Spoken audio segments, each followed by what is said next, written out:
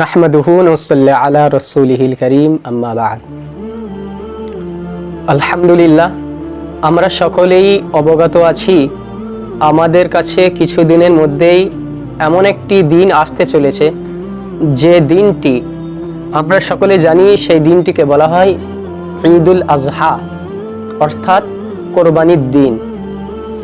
কোরবানি কার উপরে ওয়াজিব, কোরবানির কি ফজিলাত, কোরবানি পশুর পরিবর্তে আমাদের সওয়াব কতটা দেওয়া হবে, নবী করিম সাল্লাল্লাহু আলাইহি ওয়াসাল্লামের বর্ষিত হাদিস থেকে আমরা আলোচনা করব এবং মহান রব্বুল আলামিনের দরবারে কোরবানি কিভাবে করলে আল্লাহ কবুল করেন সেটা আমরা আলোচনা করব এবং কোরবানির ভিতরে আমাদের নিয়ত কেমন রাখতে হবে সেটাও এই আলোচনার ভিতরে ইনশাআল্লাহ আজ আমরা জেনে নেব।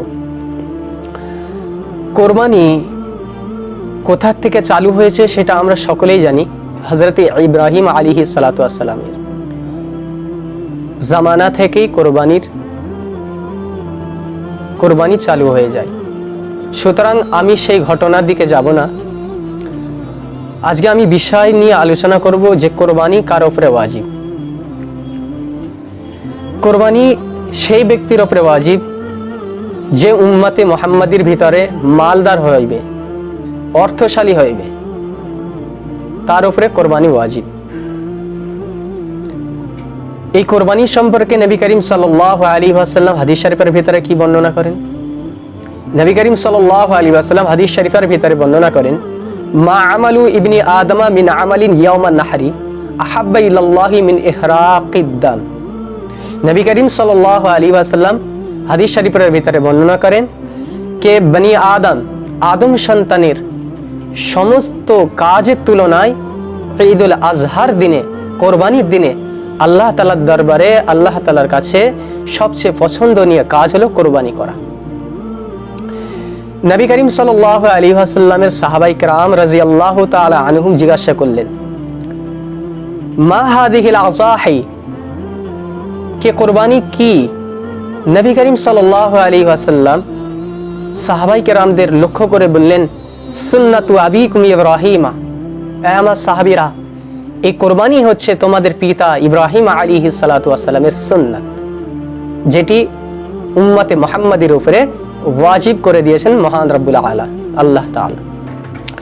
তারপরে সাহাবায়ে কেরাম রাদিয়াল্লাহু তাআলা আনহুম হুজুর সাল্লাল্লাহু আলাইহি ওয়াসাল্লামকে জিজ্ঞাসা করলেন, ক্বালু ফামা লানা ফিহা ইয়া রাসূলুল্লাহ, এ আল্লাহ পাকের রাসূল, এই কোরবানি করলে আমাদেরকে সওয়াব দেওয়া হইবে?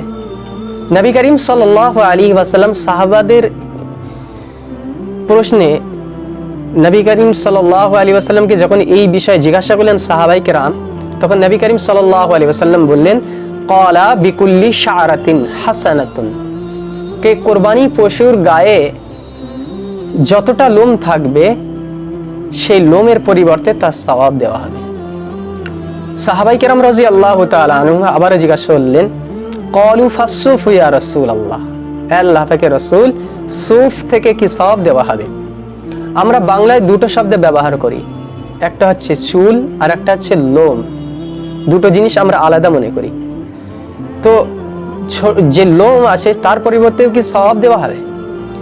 নবী করিম সাল্লাল্লাহু আলাইহি ওয়াসাল্লাম সাহাবায়ে কেরামদের লক্ষ্য করে বললেন, ক্বালা বিকুল্লি শাআরাতিন মিনাস সুফি হাসানাতুন, চাই লোম হোক চাই চুল হোক, প্রত্যেকটির পরিবর্তে আল্লাহ তাআলা একটি করে নেকি দান করবে।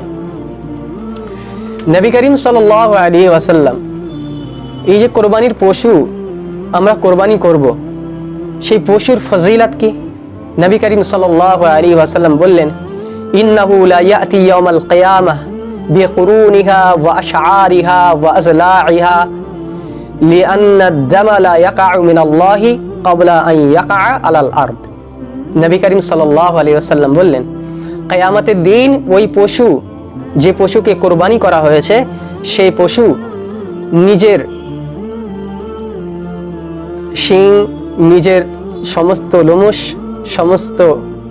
লোমশ নিয়ে, তার পশম যেগুলো আছে সেইগুলোকে নিয়ে, এবং তার যে খুর সেটাকে নিয়ে আসবে, কিয়ামতের দিন কো, এবং তার রক্ত দুনিয়ায় জমিনের উপরে পতিত হওয়ার আগে আল্লাহ তাআলার দরবারে কুরবানি কবুল হয়ে যায়। সুবহানাল্লাহ। তো আমরা কুরবানির ফজিলত জানলাম, কুরবানি সুন্নাত না ওয়াজিব সেটা আমরা জানলাম। এবার আমাদের দেখতে হবে যে কুরবানি দাতা তার নিয়তটা কেমন। আমরা অনেক সময় দেখে থাকি যে যারা অর্থশালী ব্যক্তি তারা খুব বড় বড় পশু কিনে আনে, খুব মোটা সোটা, কিন্তু আমরা নিয়তে খারাপ করে ফেলি। কেমন ভাবে? যেমন কিনা আমরা দেখতে পাই যে কিছু কিছু মানুষ তার পশুটাকে নিয়ে গ্রামগঞ্জে, মহল্লায়, পাড়ায় তারা সেই পশুটাকে নিয়ে ঘুরিয়ে ঘুরিয়ে ঘুরিয়ে ঘুরিয়ে মানুষকে দেখায় যে দেখো আমি এই যে পশুটা কিনেছি, এই পশুটা কত বড়, কত মোটা, এবং এটা 20,000, 25,000, 30,000, 40,000 টাকা নিয়েছে। এই যে অ্যামাউন্ট করা, এটা কি উচিত? মোটেই উচিত না, কারণ এটা হচ্ছে লোক দেখানো। এবার আপনি যদি বলেন না আমি লোক দেখানোর নিয়ত করি না, ভাই আপনি যদি নিয়ত না করেন তাহলে মানুষকে কেন দেখাবেন? আপনার এই দেখানোটাই আলামত হলো লোক দেখা। দেখতে পাই যে তার বাড়ির ভিতরে পশুটাকে সে বাঁধতে পারে, রাখতে পারে, তা সত্ত্বেও সে পশুটাকে রাস্তার ধারে বেঁধে রাখে, তাকে লোক সেই পশুটাকে দেখে, দেখে আলোচনা করে যে অমুক একটি পশু কিনে এনেছে, সে পশুটা কত বড়, কত দামের। এইগুলো কিন্তু লোক দেখানোর ভিতরে শামিল হয়ে যায়। সুতরাং নবী করিম সাল্লাল্লাহু আলাইহি ওয়াসাল্লাম ইরশাদ করেন, যেটি বুখারী শরীফের প্রথম হাদিস বলে গণ্য করা হয়, ইন্নামাল আমালু বিন্নিয়াত, যে প্রত্যেকটি কাজের নির্ভর হচ্ছে তার নিয়তের উপর। আপনি কি করছেন সেটা আপনার নিয়তের উপরে নির্ভরশীল। আপনি লোক দেখানোর জন্য করছেন, আপনি কি লোকের কাছে নিজের ইজ্জতকে বাড়ানোর জন্য করছেন, এই সমস্ত কিন্তু নিয়তের উপরে আপনার নির্ভরশীল। আর আপনি যখন লোক দেখানোর জন্য কোরবানি পশু কোরবানি করার জন্য কিনে আনলেন, তখন মহান রব্বুল আলামিন কোরআন শরীফের মধ্যে বললেন, লা ইয়ানালাল্লাহু লুহুমুহা ওয়ালা দিমাউহা ওয়ালাকিন ইয়ানালুহু তাকওয়া মিনকুম। আল্লাহ তাআলার কাছে জবাহকৃত পশুর গোশত পৌঁছায় না, তার খুন তথা রক্ত পৌঁছায় না, শুধুমাত্র পৌঁছায় তোমাদের ভিতরে কারা তাকওয়াপন্থী, সেই তাকওয়াটা আল্লাহ তাআলার কাছে পৌঁছায়। সুতরাং আপনাদের ভিতরে দেখা যাবে কে কত তাকওয়া, সেই অনুযায়ী তাদের কোরবানিটা কবুল হবে। সুতরাং আমরা যে কোরবানি করব, তো আমরা খেয়াল রাখব আমাদের নিয়তের ভিতরে কোনো গড়বড়ি না এসে যায়, তাহলে আমাদের সমস্ত মেহনতের উপরে পানি চলে আসবে। সুতরাং উর্দুতে বলে একটি গ্যাই ভাস পানি মে। সুতরাং আমাদের টাকাও যাবে, আমাদের মেহনতে যাবে লোক দেখানোর কারণে।